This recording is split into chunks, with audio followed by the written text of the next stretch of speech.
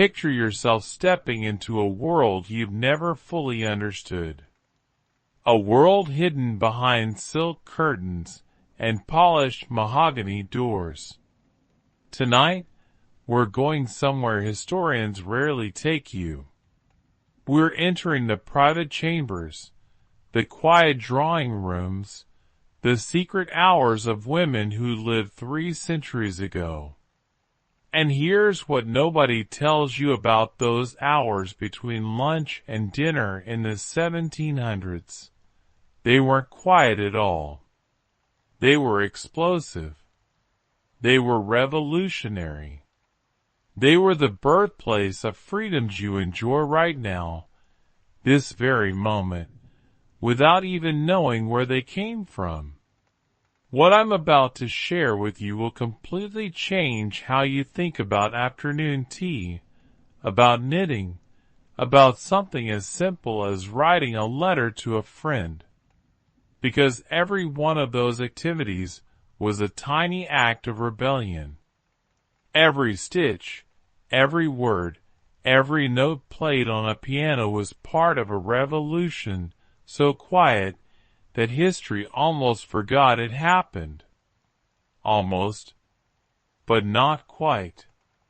So settle in, dim your lights, get comfortable, because we're about to travel back to the afternoons of 18th century Europe, and I promise you, nothing will look the same when we're done. Let's start with something that sounds absolutely bizarre to modern ears. In the 1700s, if a wealthy woman told you she'd spent a pleasant morning visiting friends, she might actually mean what we call 3 in the afternoon. Yes, you heard that correctly.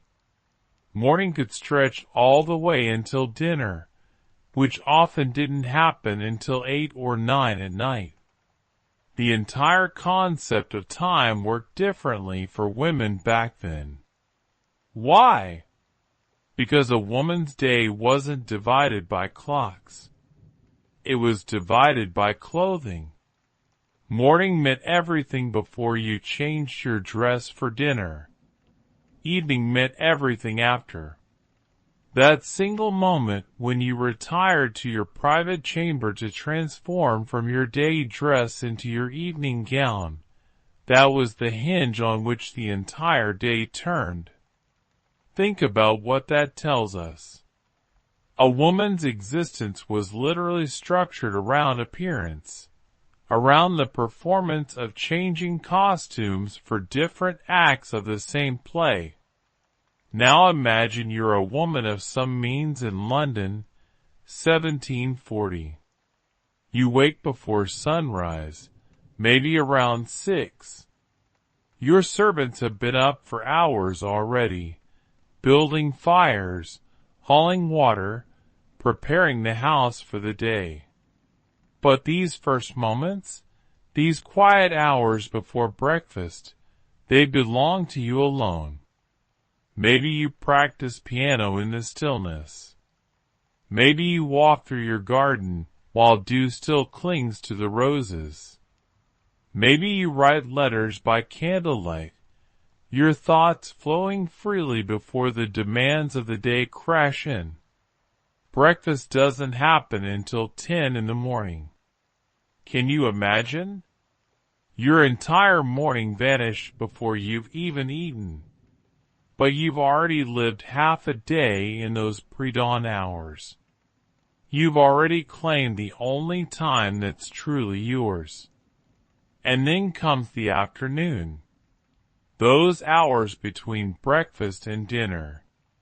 Those are the hours that defined everything.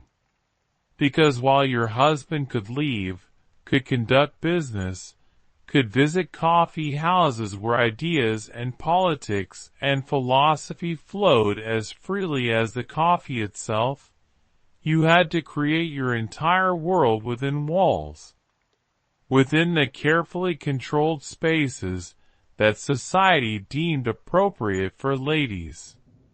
Let me be crystal clear about something.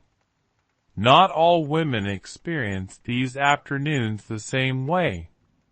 If you were an aristocrat, the wife of a lord, your afternoons might be filled with social calls, needlework, music practice. You had leisure, but it came wrapped in rules so strict they might as well have been chains. Every moment had to reflect well on your family's status. You couldn't just do whatever you wanted. If you were middle class, the wife of a merchant or professional man, your afternoons were a tightrope walk. You had some servants, but not many. You might spend hours doing fine embroidery to prove you had time for such refinements. But you also had to manage household accounts, supervise the kitchen, ensure everything ran perfectly. Your afternoons were about proving you belonged to the respectable classes. And if you were working class, the concept of a quiet afternoon was almost laughable. Your afternoon meant labor. Sewing shirts for pennies, working in a shop, helping in the dairy. The quiet afternoons we're exploring tonight were, in many ways, a privileged purchase with economic security. But here's where it gets fascinating.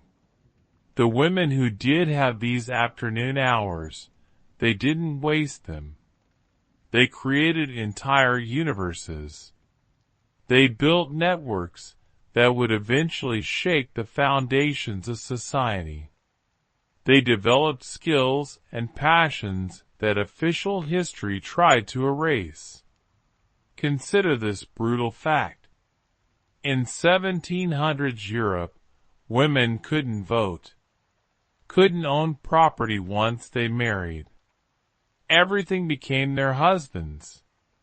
They couldn't attend university. They were legally considered covered by their husband's identity. A married woman had no separate legal existence.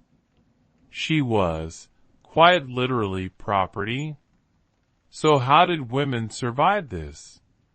How did they maintain any sense of self in a world that said they were legally invisible? The answer lies in those afternoon hours. Behind closed doors, women created spaces where they could be fully human. Let me tell you a story that captures this perfectly. In 1741, there was a smallpox outbreak in England. A young woman named Elizabeth Robinson had to be isolated at a tenant's house to protect her from infection. For Elizabeth, it felt like imprisonment. She was cut off from family, from friends, from everything familiar. And she was terrified. What did she do with those lonely afternoons? She filled them with books. She read ancient biographies of Greek and Roman heroes. She read philosophical letters written 2,000 years earlier. And she wrote to her friends about what she was reading. In one letter, she wrote something heartbreaking and beautiful. I am forced to go back to former ages for my companions. Think about that for a moment.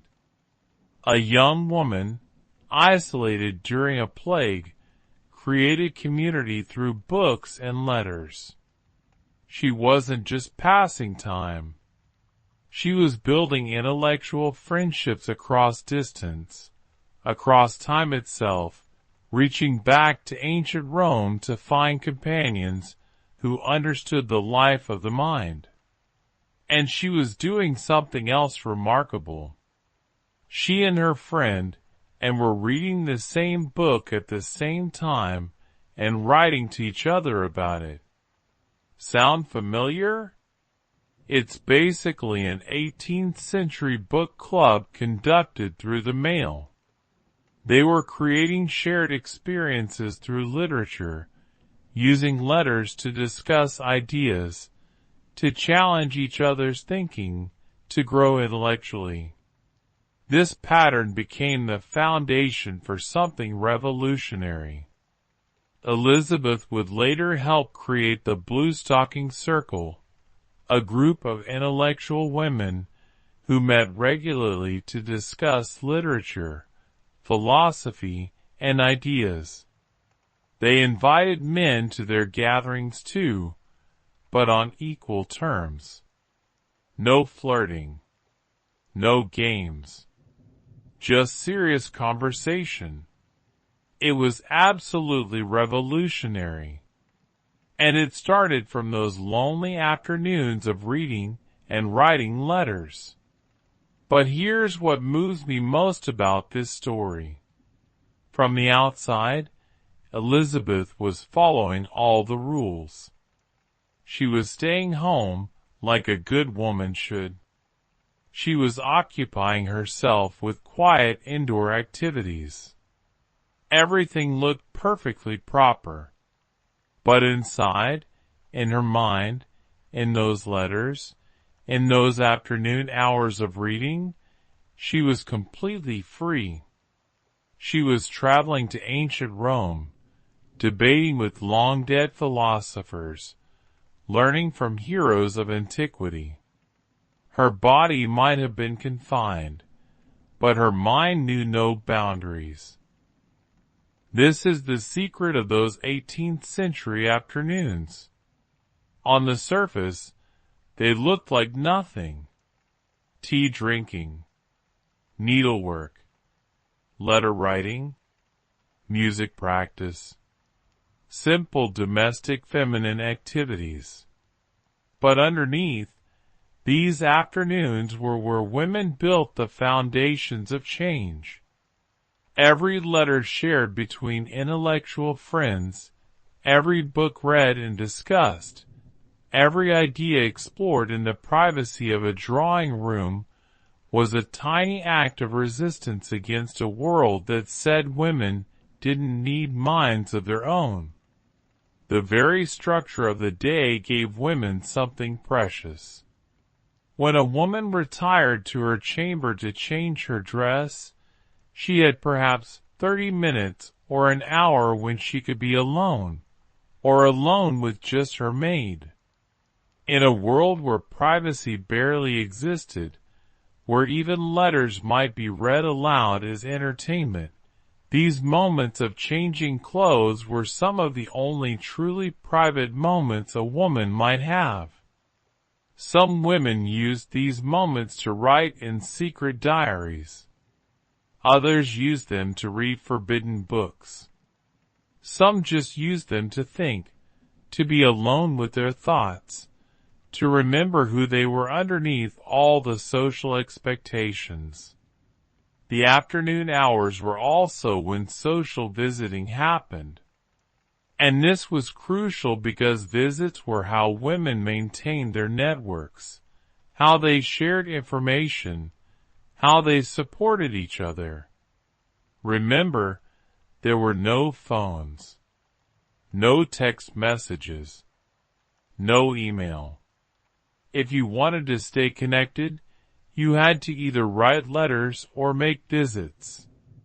And visits had to happen during appropriate hours, which meant afternoon. These social calls followed strict rules, but within those rules, women accomplished incredible things. A visit should last at least 30 minutes, but no more than an hour or two.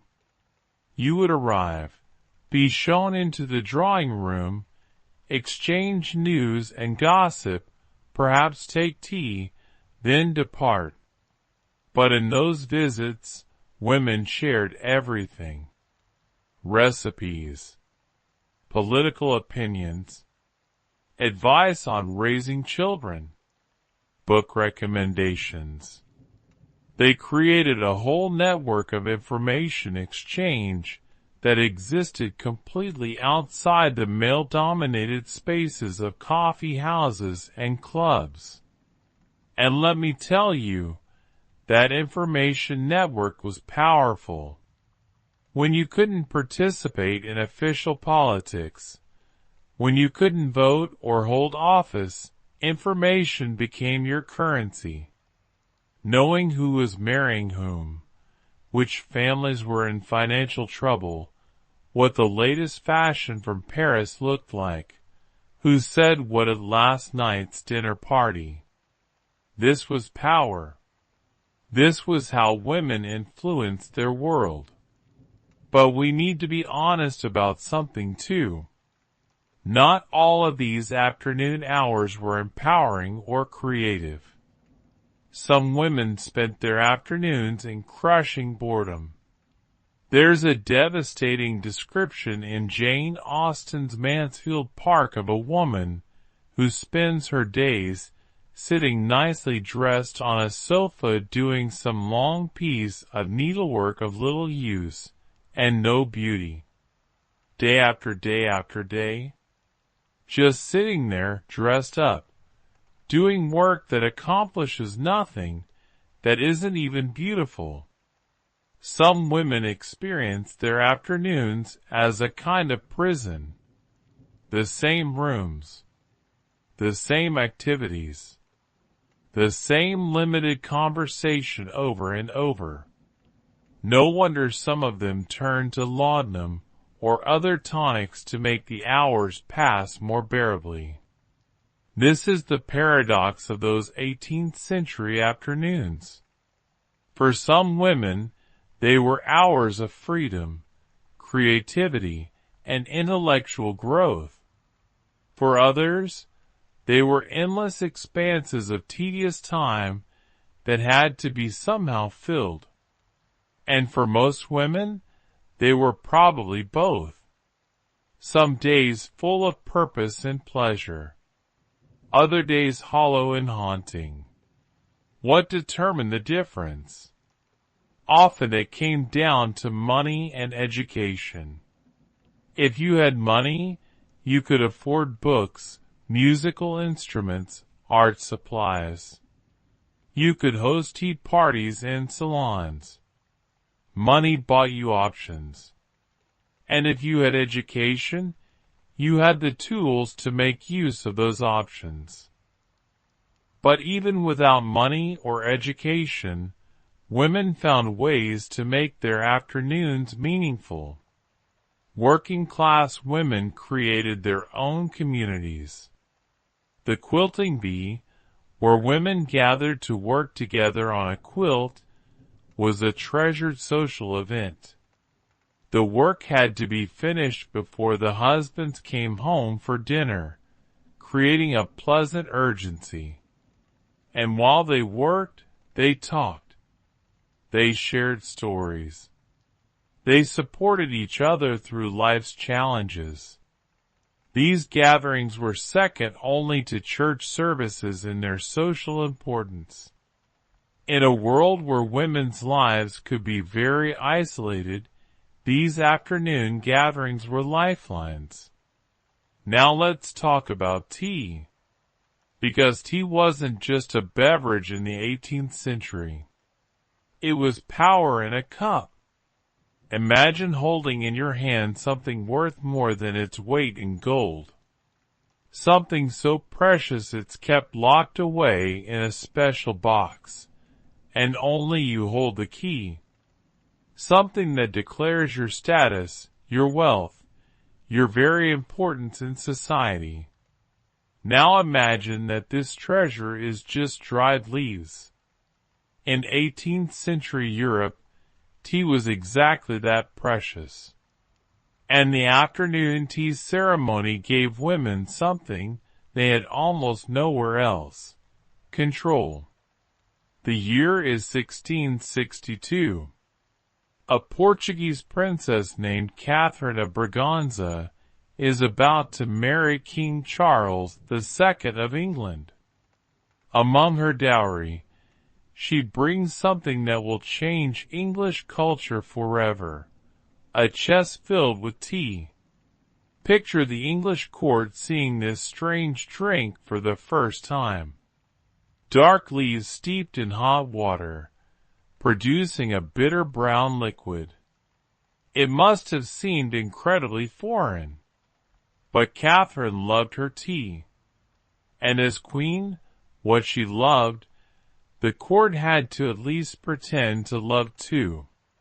She invited her ladies to join her in her private chambers for tea.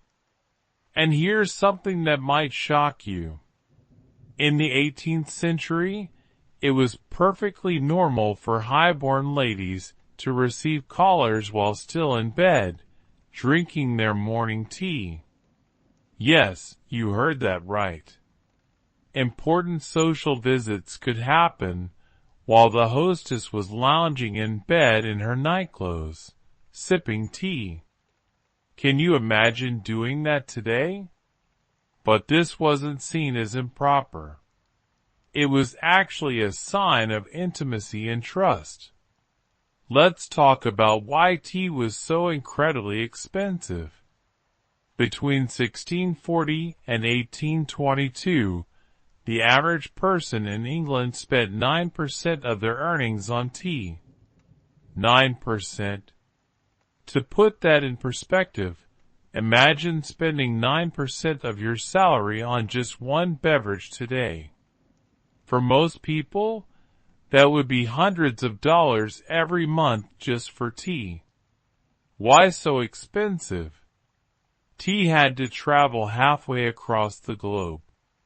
It took between 12 and 15 months for ships to bring tea from China to Britain. 12 to 15 months at sea through storms and pirates and all kinds of dangers.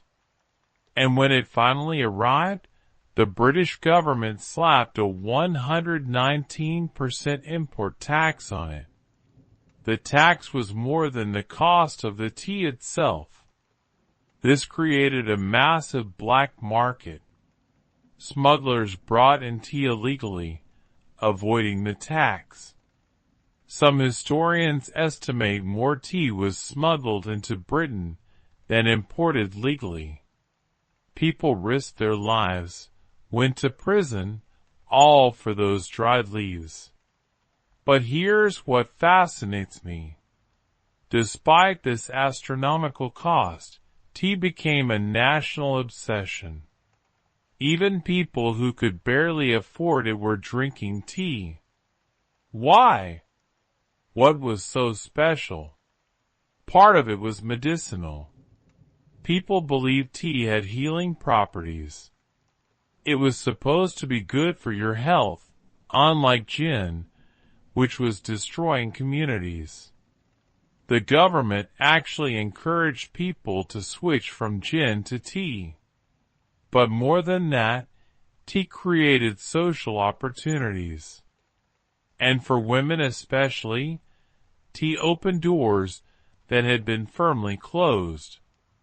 In the 18th century, coffee houses were everywhere in cities like London. And coffee houses were where everything important happened. Politics was discussed there. Business deals were made there. Philosophy was debated there. Coffee houses were called penny universities because for the price of a penny and a cup of coffee, you could sit and listen to some of the greatest minds of the age. But women were absolutely forbidden from entering coffee houses. These were male spaces. Women who tried to enter would be turned away or worse, assumed to be prostitutes.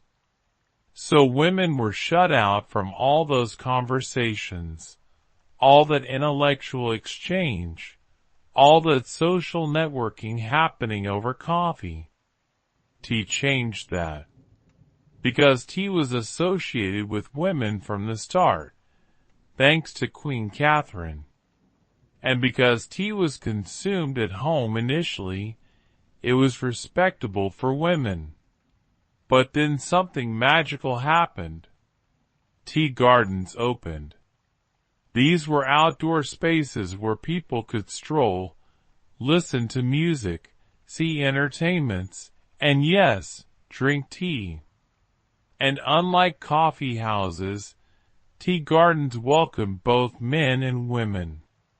For the first time, there were public spaces where women could meet men on relatively equal terms, where they could participate in social life outside the home without being seen as improper.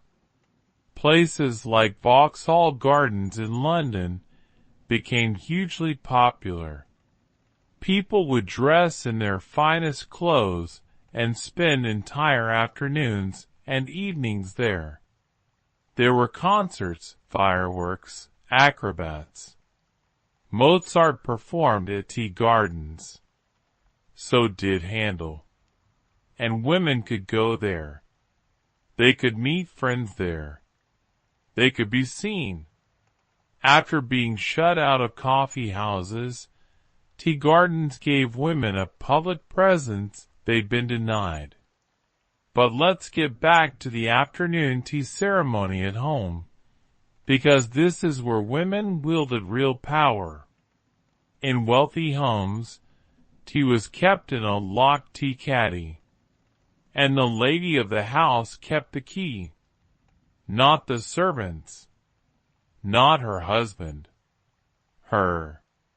She alone controlled access to this precious commodity.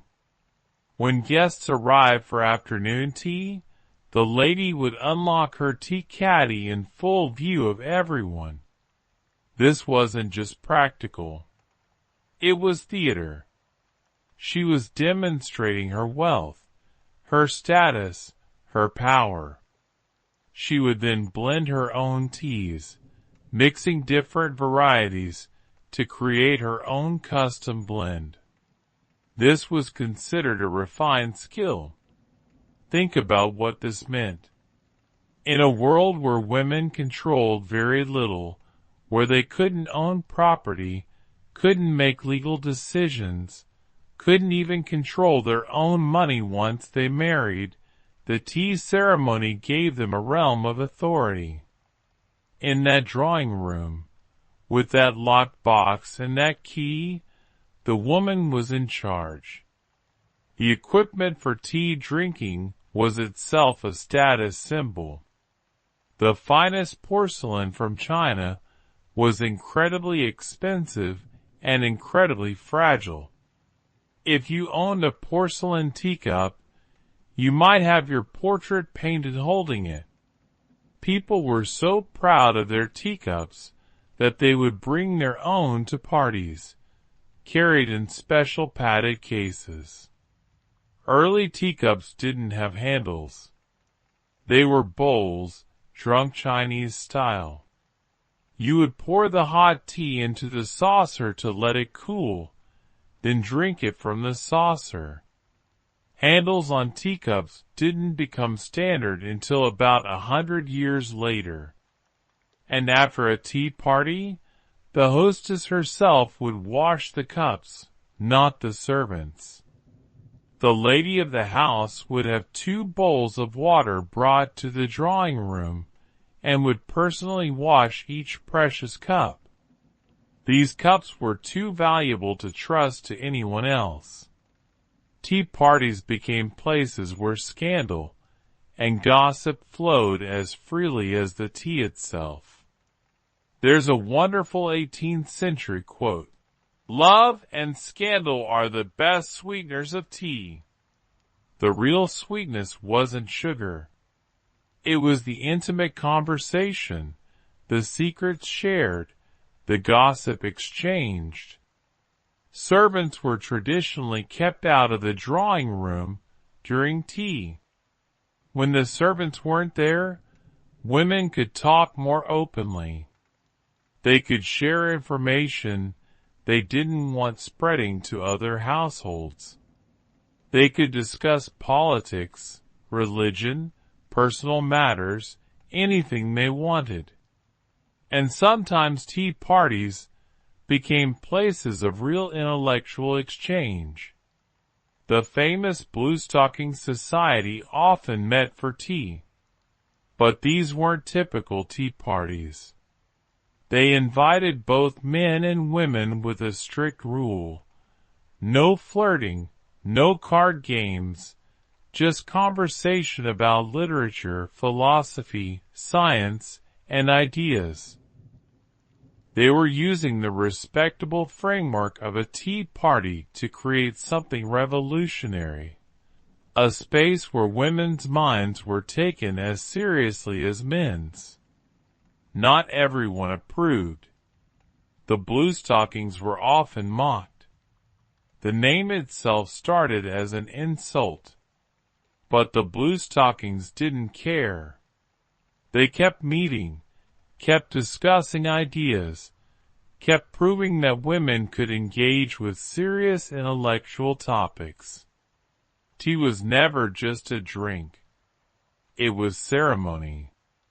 It was power. It was community. It was rebellion, all wrapped up in those fragile porcelain cups. Now let's talk about needlework.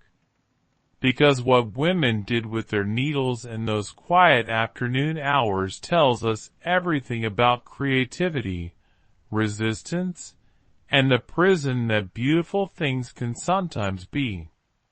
There's a letter from 1770 written by Marie Antoinette, the young future Queen of France, barely 15 years old. She's writing about a waistcoat she's embroidering for the king. And she says, with what I could only imagine was a mixture of humor and despair, I'm embroidering a waistcoat for the king which hasn't progressed much, but I hope that with God's grace it will be finished in a few years. A few years for a waistcoat. The future Queen of France is spending her precious afternoon hours stitching a piece of clothing that she jokes might take years to complete. And this wasn't unusual. This was expected. This was what accomplished young women did. But needlework in the 18th century was never just needlework. It was language. It was currency. It was art. It was prison. It was freedom. Sometimes all at once. When people in the 18th century talked about a woman doing work, they didn't mean she was employed. They meant she was doing needlework. That's how central it was to women's lives. Needlework came in two main categories. Plain work was practical sewing, making and mending clothes, sheets, household items. Every woman was expected to know how to do this. Fancy work was decorative, embroidery, elaborate designs, things made to be beautiful rather than useful. For upper-class women, fancy work was what you did during those afternoon hours. Plain work was beneath you. That's what your maid did. But you sat in your drawing room and created elaborate embroidered pictures. Young girls started learning needlework as early as 5 or 6 years old. They would make marking samplers first, practicing their letters and numbers so they could mark household linens.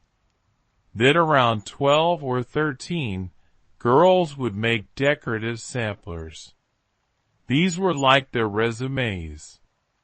A completed sampler was framed and hung in the parlor where any visitor could see it. It proclaimed, "This girl is patient, obedient, skilled. She will make a good wife." Many samplers included verses, often about death and virtue and obedience. Girls signed their samplers with their names, ages, and the date.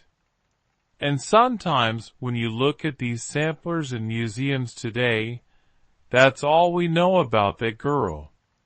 Her name, her age when she made it, and the fact that she existed long enough to complete those stitches. It's haunting. A whole life reduced to a piece of embroidered cloth. Some women created elaborate pictures stitched entirely in silk and wool threads. Pastoral scenes with sheep and trees and carefully shaded skies. Biblical scenes. Portraits. These needlework pictures could take years to complete. Now let's talk about what all this needlework meant. On one level, it was a mark of status. If you had hours to spend on elaborate embroidery, it meant you didn't need to work for money. But it also meant something darker. It kept you busy. It kept you quiet. It kept your hands occupied and theoretically your mind from wandering to dangerous topics. Mary Wollstonecraft, writing in the late 1700s, absolutely hated needlework. She saw it as a tool of oppression. She wrote that needlework contracts their faculties more than any other employment by confining their thoughts to their persons. Think about what she's saying. When you spend hours focused on making tiny perfect stitches, what happens to your mind? Do you think deep thoughts? Or do you just focus on the next stitch and the next and the next? Wollstonecraft argued that needlework prevented women from developing their intellects. And she had another argument too. She said that middle-class women doing their own fancy needlework was actually harmful to poor women who needed sewing work to survive. So needlework was caught in this strange paradox. For wealthy women, it was leisure, accomplishment, art. For poor women, it was grueling labor that barely kept them alive. But here's what the critics missed. Not all women experience needlework as mindless. For some women, those hours with needle and thread were hours when their minds could wander freely. Their hands were busy with a socially acceptable task, but their minds could go anywhere. Some women loved it. They took pride in their skill. They enjoyed creating beautiful things. The same was true for women who created intricate, beautiful pieces and clearly put thought and creativity into them. So which is the truth? Was needlework oppression or pleasure? The answer is it was both. It depended on who was doing it, why they were doing it, and what choices they had. Now let's talk about letters. Because for 18th century women, the pen was almost the only means a very modest lady had to show that she had a mind. Picture a young woman sitting at her writing desk on a quiet afternoon in 1746. The light is fading. Candles haven't yet been lit. She's just received a letter that will change how she thinks about herself forever. The letter tells her that the pen is her way to show the world she has a mind. The 18th century was the golden age of letter writing. More people were writing more letters than ever before. And women were writing letters that would fill libraries, that would preserve entire networks of thought and feeling, that would give us windows into their worlds. When Elizabeth Montagu died in 1802, she left behind more than 6,000 letters. 6,000. That's a lifetime of correspondence, of thoughts, of relationships, all preserved in ink on paper. But letters in the 18th century existed in a strange space between public and private. They weren't like our text messages or emails, quick and disposable. Writing a letter took time, took materials that cost money, took thought and effort. And once sent, a letter entered a world where privacy was uncertain at best. In many households, letters were considered entertainment. When a letter arrived, especially an interesting one, it might be read aloud to the whole family or even to guests.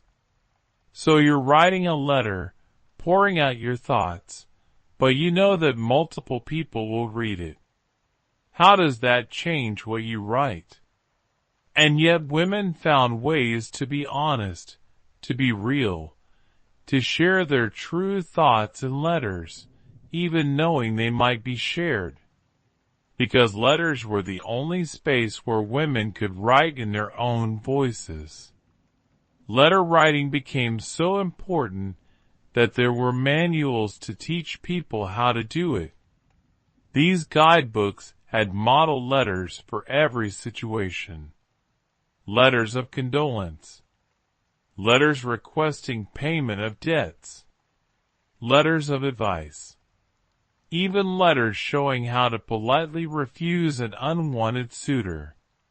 But for women especially, letter writing became something more.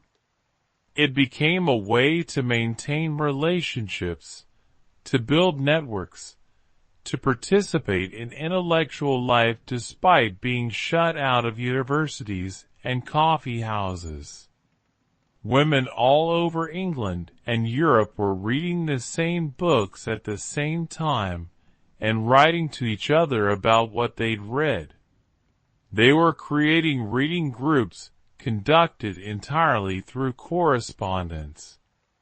They would recommend books to each other, discuss what they'd read, debate ideas, all through letters that went back and forth, sometimes for decades. These women were very conscious of writing for posterity. They knew their letters might be published after their deaths. Some of them even planned for it, kept copies of their letters, organized their correspondence. When women's letters were published, they became bestsellers. People loved reading the supposedly private thoughts of learned women. The letters gave readers an intimate view into their minds, their daily lives, their struggles. Now let's talk about the physical act of writing letters, because it wasn't as simple as sitting down with pen and paper. First, you needed the materials. Paper was expensive. Ink had to be mixed. Pens were quills that had to be cut and sharpened regularly. You needed a writing desk, good light, time when you wouldn't be interrupted. For women, finding that time and space could be challenging. The afternoon hours were often the only time a woman could sit down to write. Some women had their own private spaces where they could retreat to write, but many didn't. They had to write in common rooms where they might be interrupted at any moment. And then there was the question of what you could say in a letter. Privacy wasn't guaranteed. Husbands sometimes read their wives' letters. Fathers read their daughters' letters. Women had to be strategic about what they wrote and how they wrote it. And yet, when you read 18th century women's letters, what comes through again and again is their honesty, their wit, their intelligence, their full humanity. They found ways to be themselves on paper, even under constraints. Through letters, women maintained friendships across distance and across years. Through letters, they participated in intellectual discussions they couldn't have in person. Through letters, they expressed feelings that would be inappropriate to voice aloud. Through letters, they created records of their lives and thoughts that would outlive them.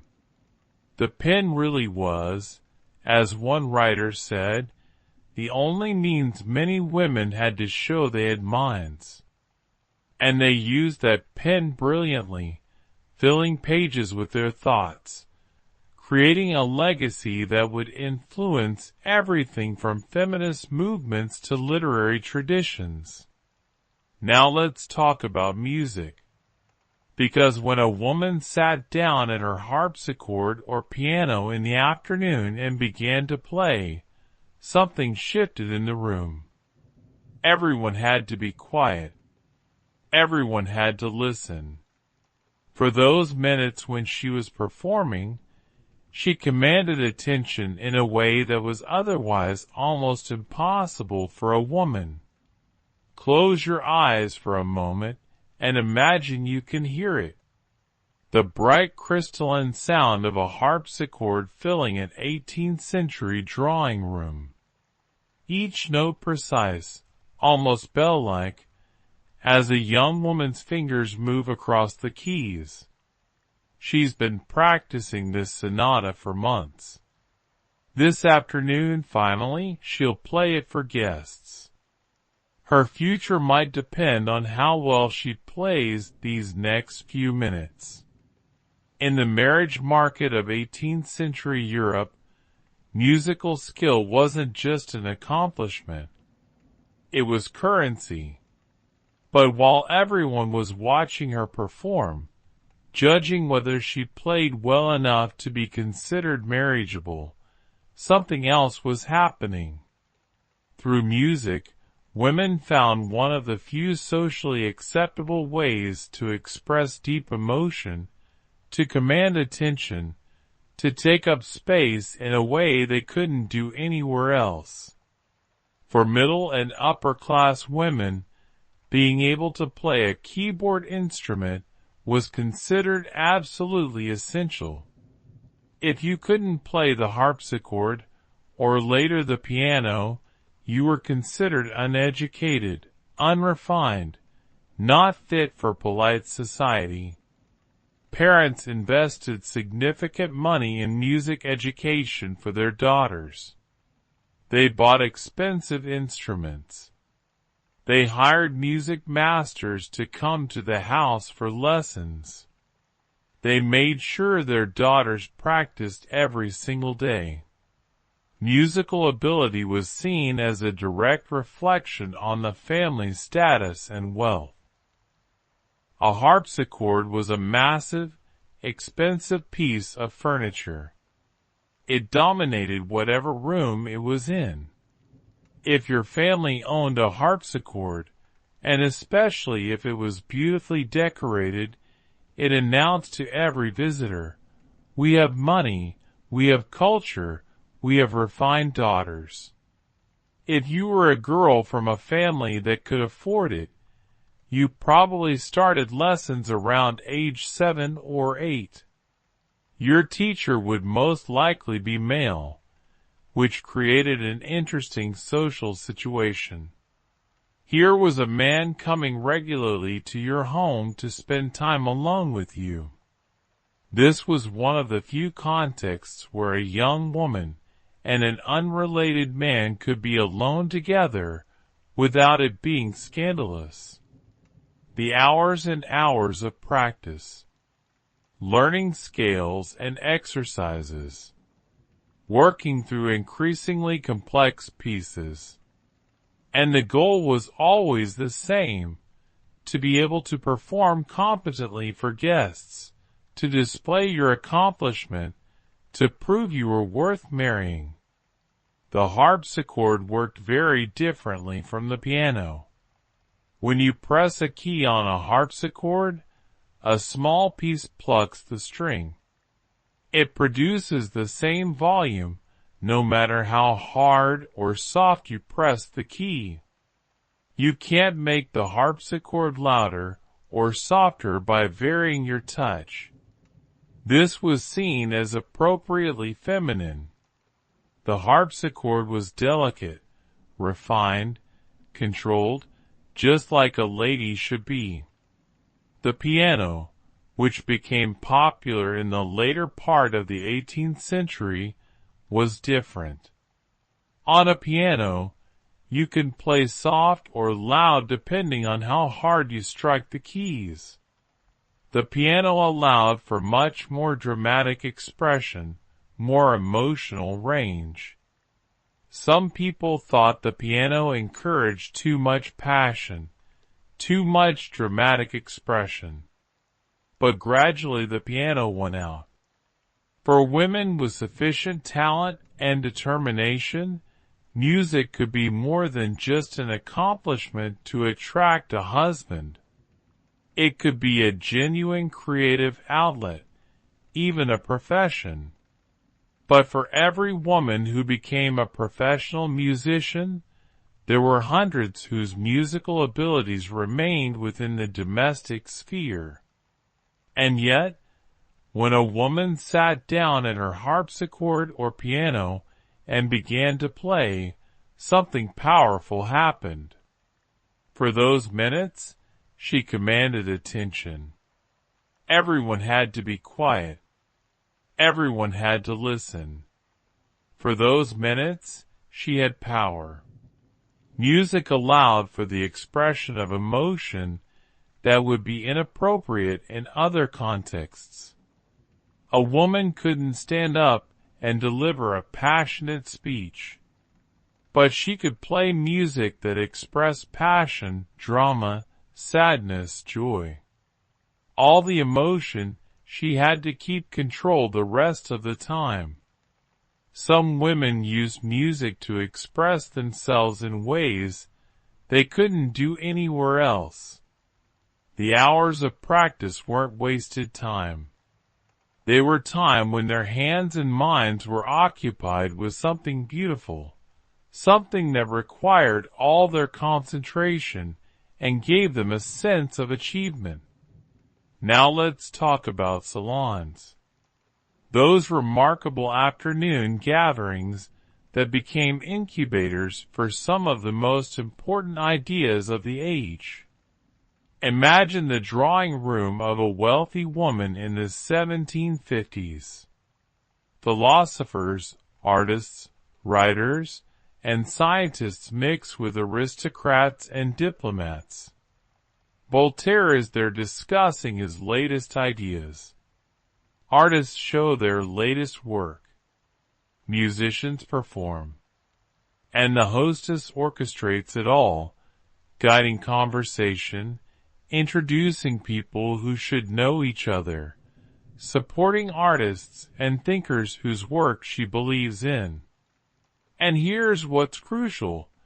She's not just hosting. She's participating. She's asking questions, offering opinions, challenging ideas. In her drawing room, she's recognized as an intellectual equal. This is what the Bluestockings did in England. Elizabeth Montagu became the center of a circle of intellectual women and men who met regularly to discuss literature, philosophy, science, and ideas. But they were very careful about how they presented these gatherings. They called them conversation parties, not salons. They served tea and light refreshments. They made sure to invite both men and women. And they had strict rules. No card games and absolutely no flirting. You might think that sounds boring. But for the people who attended, it was thrilling. Where else could they have these conversations? Where else could women and men discuss philosophy together as intellectual equals? The name Bluestocking has an interesting origin. At one of their gatherings, a man wore blue worsted stockings instead of the formal black silk stockings that were expected. Someone made a joke about it, and the name stuck. It was meant as an insult, suggesting that these people were so focused on intellectual matters that they didn't care about proper fashion. But the Bluestockings embraced the name, and they needed that pride because they faced constant mockery. Satirists published cruel cartoons showing bluestocking women as ugly, unfeminine, pedantic. The message was clear. Women who wanted to use their minds were betraying their true feminine nature. But the Bluestockings persisted, and gradually they changed attitudes. They proved that women could engage with serious intellectual topics. They created a space where female learning was valued and encouraged. The hostess had to have enough social status to attract interesting guests, enough money to provide refreshments, enough learning to guide conversations intelligently, and enough social skill to manage different personalities. It was a performance. The hostess had to seem effortlessly gracious while actually working very hard. And there was always the risk of scandal. If a salon became known as a place where dangerous ideas were discussed too openly, it could be shut down by social disapproval. So most salon hostesses were strategic. They pushed boundaries, but carefully. They created space for intellectual discussion, but within forms that seemed respectable. They were revolutionaries in elegant dresses, serving tea while quietly undermining the intellectual restrictions on women. Many of the ideas that came out of salon conversations eventually made their way into published works. Male philosophers and writers who attended salons would incorporate ideas they'd heard there into their books and essays. Sometimes they credited the women who had contributed to their thinking. Often they didn't. So women's intellectual contributions were often invisible in the historical record, filtered through the published works of men who had the freedom to write and publish that women lacked. The friendships formed in salons sustained women through difficult times.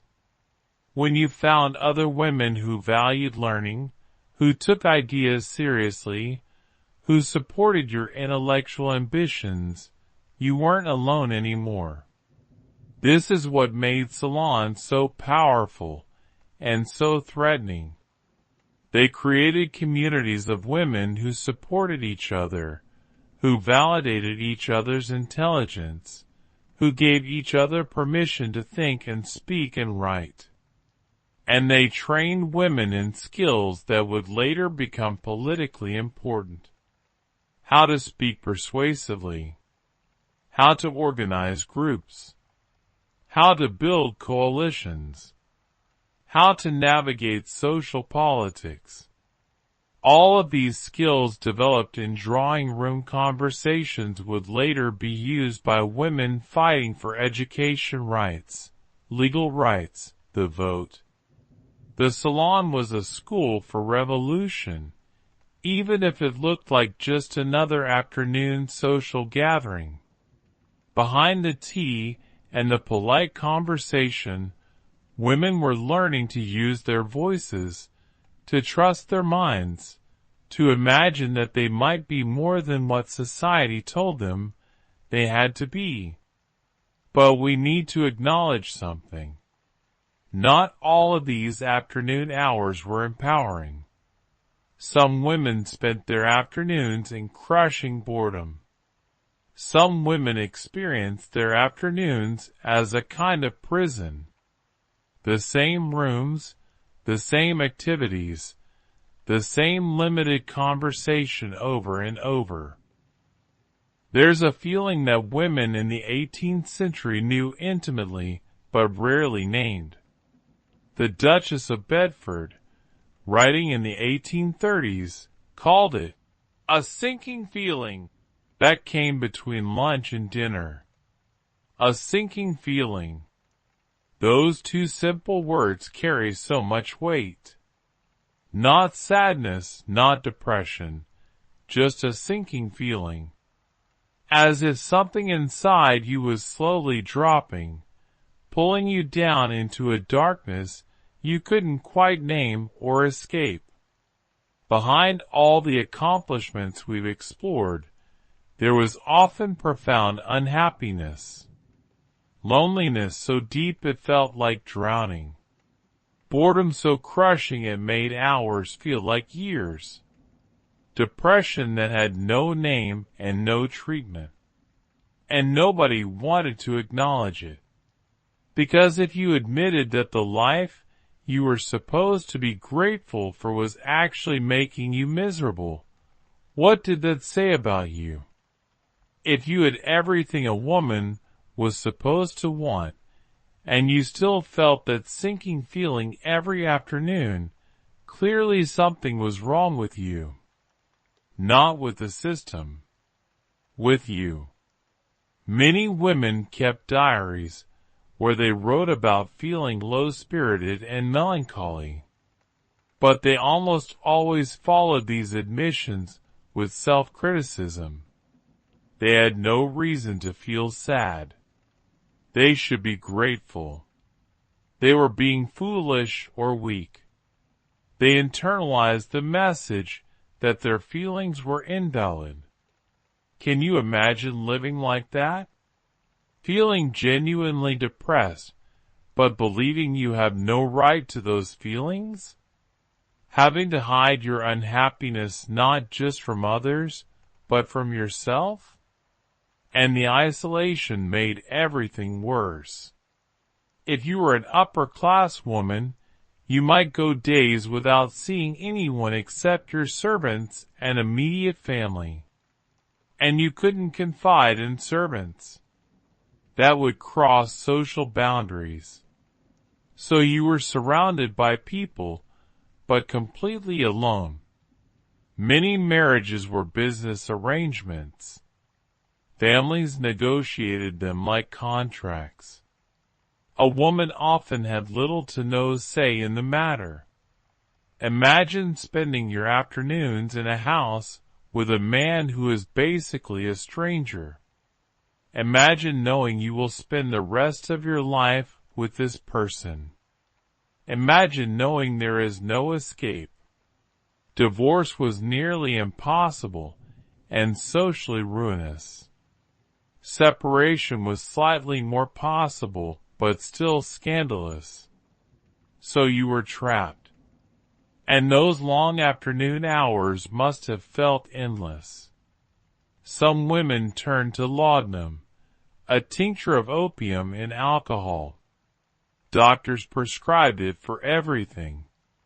At first it seemed helpful. It dulled the pain. It made the hours pass more easily. But gradually you needed more and more. So many women were addicted to laudanum without anyone calling it addiction. The medical profession had disturbing ideas about women's mental health. There was a diagnosis called hysteria applied to women who exhibited anxiety, depression, or physical complaints.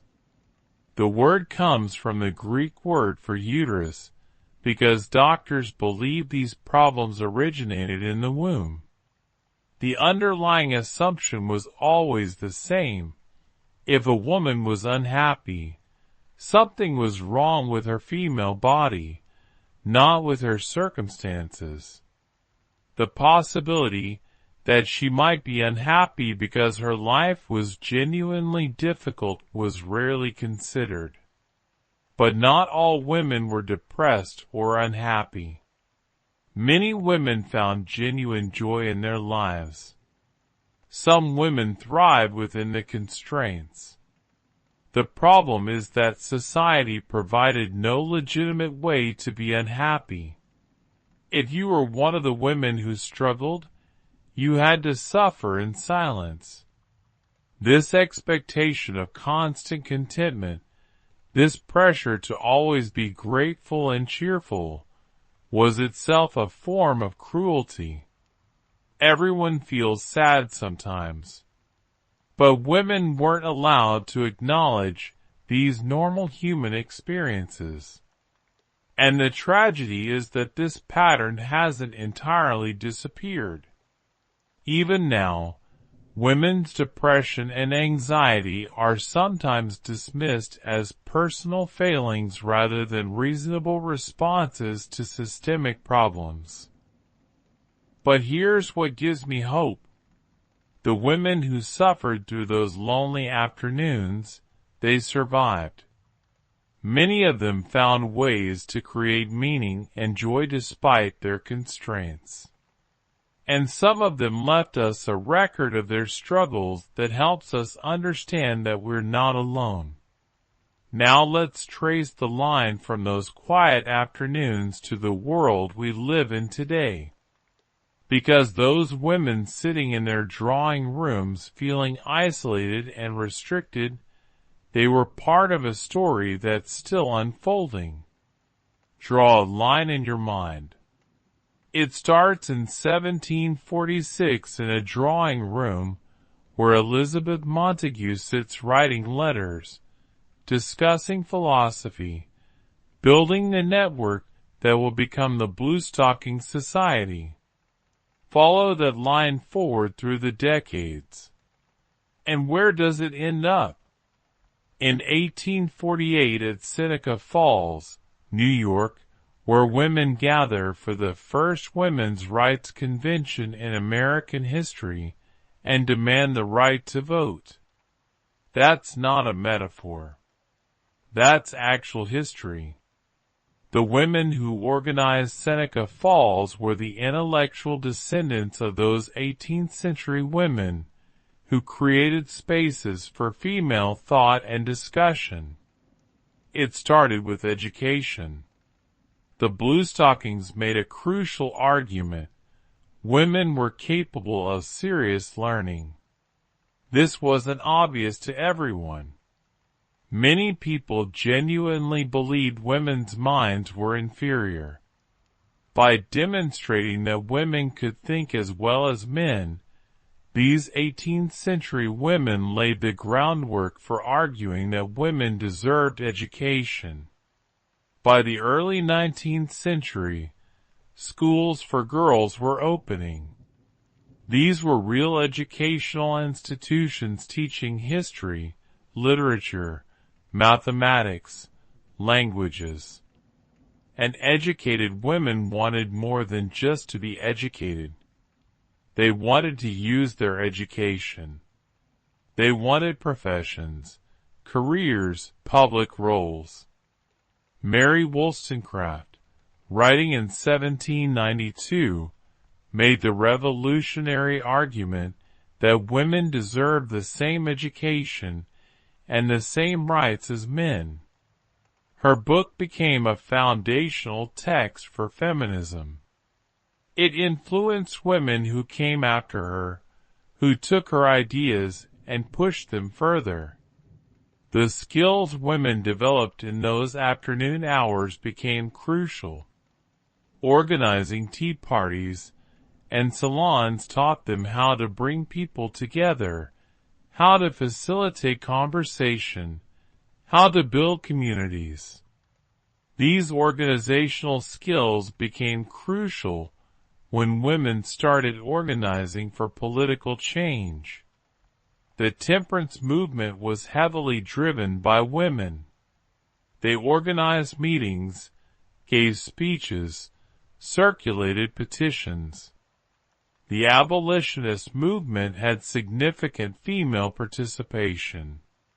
Women organized anti-slavery societies, raised money, wrote pamphlets. And when the women's suffrage movement emerged, it drew on all of these experiences. Susan B. Anthony, Elizabeth Cady Stanton, Lucy Stone, all the leaders were skilled organizers, powerful speakers, strategic thinkers. They learned these skills partly from traditions of female organization that went back to those 18th century salons and letter-writing networks. Virginia Woolf, writing in 1929, said a woman must have money and a room of her own if she is to write fiction. A room of her own. The boudoir, that private space. Woolf is saying it's essential for creativity and independent thought. And what about the needlework? In the late 19th and early 20th centuries, needlework became political. Women created elaborate embroidered banners for the suffrage movement. They took a skill they'd been taught was purely domestic and weaponized it for political purposes. Let me tell you something that moves me deeply. I recently saw a young woman standing in front of a sampler made by a 13-year-old girl in 1775. And this young woman was crying.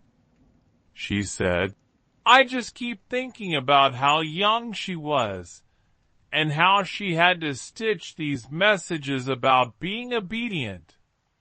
And I wonder if she believed it or if she resented it. And I wish I could tell her that we remember her, that her work survived, that she mattered." That's the power of these connections across time. That sampler was made during a quiet afternoon in 1775. And in 2024, it's still speaking to us, still making us think and feel, still connecting us to the girl who made it. All those afternoon activities contributed to a gradual shift in how women were seen and how women saw themselves. It was painfully slow. It took generations. But it happened. Women went from being legally property to being legally persons. From having no right to education to having universities open to them.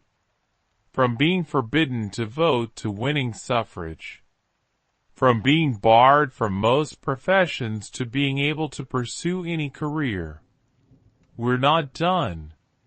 The struggle for equality continues. Women still face barriers and discrimination.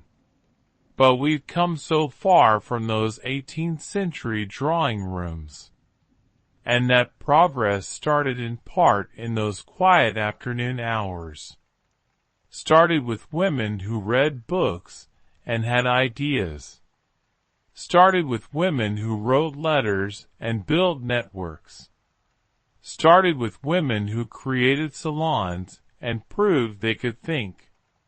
Started with women who did what they could within their constraints and slowly, gradually expanded those constraints until they finally broke free. Do you see why this matters? Those seemingly trivial afternoon activities, they were the seeds of revolution.